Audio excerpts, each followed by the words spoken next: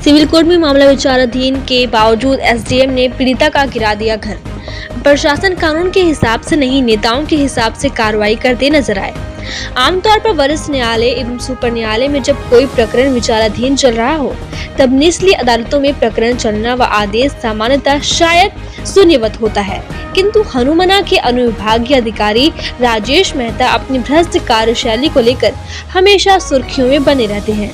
अभी कुछ दिन पूर्व ही हनुमना एसडीएम कार्यालय में बोरवेल की फर्जी परमिशन का मामला सामने आया था, जिसमें अनुविभागीय अधिकारी द्वारा अपने पद और शक्तियों का दुरुपयोग करते हुए निजी लाभ हेतु अपने अधीनस्थ कर्मचारियों को बचाने के लिए जल संकट से जूझ रहे बोरवेल का परमिशन लेने वाले निरीह और गरीब व्यक्तियों के ऊपर ही थाने में प्रकरण पंजीबद्ध करवा दिया था। लेकिन अब यह नया मामला खटखरी ग्राम पंचायत में अवैध निर्माण का हवाला देते हुए एक गरीब परिवार पर बुलडोजर की कार्रवाई की गई है।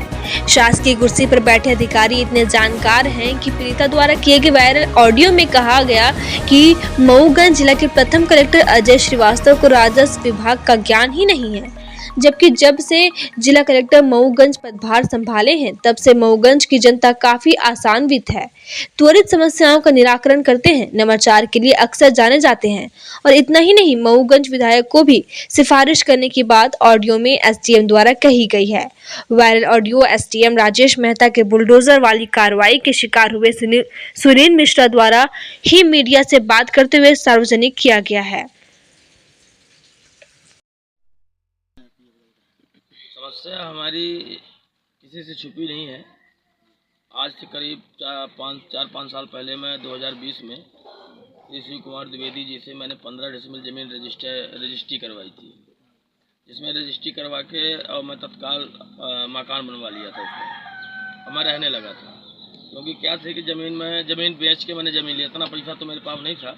मैं बघैला में ज़मीन बिक्री किया और इसके बाद यहाँ ज़मीन लिया, तो मेरे पास जो कुछ भी ज़मीनी भूमि थी तो यही थी जहाँ पे मेरा मकान अभी गिरा दिया गया है। श्री कुमार जी से मैंने ज़मीन ली, हफ्ते बस में रजिस्ट्री मिलती है, हफ्ते तक में रजिस्ट्री मिलती है।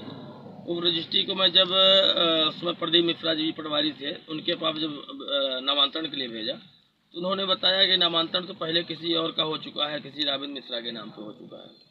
तब मैं भूम स्वामी को बुलवाया। भूम स्वामी मुझसे बताया कि मैं तो किसी को रजिस्ट्री करवाया नहीं, एक हमारे रिश्ते में संधि लगते थे राम भवन, वो लेके गए थे आवास बनवाने के नाम पे, आवास के नाम पे लेके हमको मऊगंज लेके गए थे और दस्तखत करवाए थे। फिर मैं वहाँ से मेरा केस चला गया तहसीलदार साहब के यहाँ। तहसीलदार साहब के यहाँ गया, तहसीलदार साहब के यहाँ मैं हार गया, क्योंकि मैं बताया ना कि मैं कोई सिफारिश, कोई सोर्स नहीं करता हूँ, सच्चाई की लड़ाई लड़ता हूँ और प्रभु श्री राम के भरोसे रहता हूँ। जो होगा निर्णय सही होगा, मैं किसी से सिफारिश नहीं करता हूँ। फिर इसके बाद एसडीएम साहब के यहाँ गया, उसमें AK सिंह एसडीएम साहब थे। उन्होंने आके मौके स्थल का जांच किया, स्थल पे पंचनामा बना, लोगों से बात की।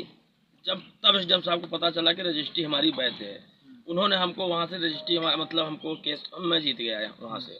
इसके बाद मैं वो कमिश्नर के यहाँ अपील किया, कमिश्नर के यहाँ अपील किया तो कमिश्नर के यहाँ वो केस जो है, तो कमिश्नर के यहाँ मैं केस हार गया। बस पैरवी, बस बताया ना, आज जमाने में पैरवी चलते हैं, क्योंकि आज मुझे देखने को मिला पैरवी। मैं वहाँ से केस हार गया। जब वहाँ से केस हारा तो मैं अपील किया सिविल में मेरा सिविल सूट चल रहा है, सिविल में मेरा केस विचाराधीन है। एसडीएम साहब ने हमको बिना सोचे समझे, बिना के, मैं सब कुछ दिखाया, हाई कोर्ट का भी दिखाया, मऊगंज का भी दिखाया, हमको सिविल जेल जारी कर दिए। यहाँ से सिविल जेल में मेरे पास सब प्रूफ है, मैं विद प्रूफ बात करता हूँ, बिना प्रूफ की कोई बात नहीं करता। एसडीएम साहब मुझे बोले कि आप फरार हो जाओ, मैं इतने दिन के लिए वारंट कर रहा हूँ, फिर ऐसा करके आप स्टे ले लेना। मैं बोला कि मैं फरार नहीं हो सकता, क्योंकि मैं कहाँ जा, फरार होके कहाँ जाऊँगा। वर्तमान एसडीएम राजेश मेहता। मैं जितने समय वो वारंट काटे, मैं तत्काल अपने आप को पुलिस कस्टडी में कर दिया और मैं 15 दिन सिविल जेल में था, सिविल काटा वहाँ से। फिर जब मैं बाहर आया तो फिर मैं एसडीएम साहब से मिलने गया कि अब तो हो गया होगा आपका, अब इसकी आप जांच कर लो भाई। फिर से आदेश आ गया था तहसीलदार का घर गिराने का 3 दिवस के अंदर, जिसका मैं हाई कोर्ट में अपील किया। वहाँ से सब कुछ मैं दिया यहाँ, क्योंकि बहुत सारे केस लड़ा हूँ। सिविल में अभी मामला विचाराधीन है। हाँ, सिविल विचाराधीन है। सिविल में हाई कोर्ट से मेरा स्टे का जो लगा था वो भी मैं ला के यहाँ दिया, लेकिन एसडीएम का कहना था कि मुझे इससे मतलब नहीं है, मुझे स्टे ला के दो, फला फला ला के दो। मैं बोला कि मैं कलेक्टर के पास जाऊंगा, कलेक्टर साहब के पास। तो एसडीएम साहब हमसे खुद बोल रहे हैं कि कलेक्टर कुछ जानते नहीं है रेवेन्यू विभाग के। एसडीएम साहब बोले? हाँ, एसडीएम साहब बोले कि जो कलेक्टर है इंजीनियर टाइप के हैं, रेवेन्यू विभाग की कोई जानकारी उनको नहीं है। तो तब बताइए हम कहाँ जाए जब कलेक्टर के पास रेवेन्यू विभाग की जानकारी नहीं है, एसडीएम जो है कुछ सुनने के लिए तैयार नहीं है। एसडीएम साहब बोले कि राजन शुक्ला जी का फोन आ रहा है, एसडीएम साहब बोले कि प्रदीप पटेल जी का फोन आ रहा है। ये मेरा जो मकान गिरा है तो ये राजनीतिक दबाव में मकान गिरा है, ना कि कानूनी प्रक्रिया मेरा मकान नहीं गिरा है। ये कैसे आरोप लगा रहे हैं कि एसडीएम साहब ने साक्ष्य है कुछ आपके पास? हाँ, मेरे पास आईडियो है, उनकी बात की आईडियो है, मेरे से खुद बताएं ये बात। क्या बोले कि हाँ, कि डिप्टी सीएम दबाव बना रहे हैं, प्रदीप पटेल वर्तमान विधायक दबाव बना रहे हैं। तो मतलब अगर कानून में मैं दबाव किसी का तलवे चाटने न जाऊं तो क्या कानून को दरकिनार कर दिया जाएगा? जो मैंने डिप्टी सीएम बोलेंगे, विधायक जी बोलेंगे, वही होगा क्या? यहाँ पे हमारे साथ अन्याय यही बस हुआ कि कानून को नहीं देखा गया, राजनीतिक दबाव में आके मेरा घर गिरा दिए। भाई साहब, मेरा 10 से 15 लाख का मकान था, इसका भरपाई कौन करेगा? मैं एसडीएम थोड़ी ना हूँ, मेरे पास पैसा आ रहा है, भत्ता आ रहा है, मैं किसान का लड़का हूँ।